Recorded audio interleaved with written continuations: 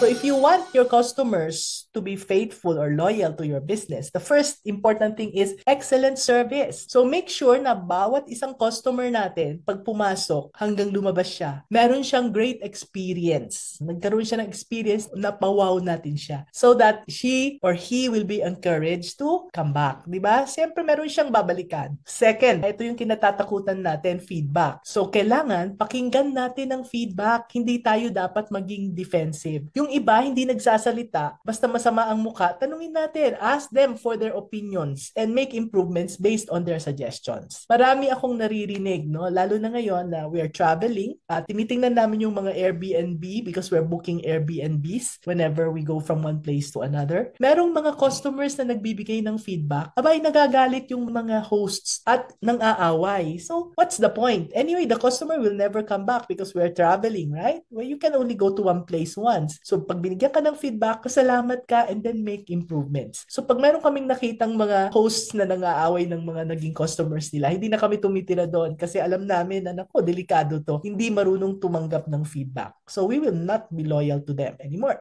Number 3, siyempre, loyalty pinag-uusapan natin. So, merong mga loyalty program. It does not work for all, but hindi lahat ng business pwedeng may loyalty program, but maybe for you pwede. So, maybe you can offer rewards or discounts to customers who keep on coming back, no? Pag parati silang suki na, merong mga suki card, you can create that or something else that will give them more and more discounts every time they come back.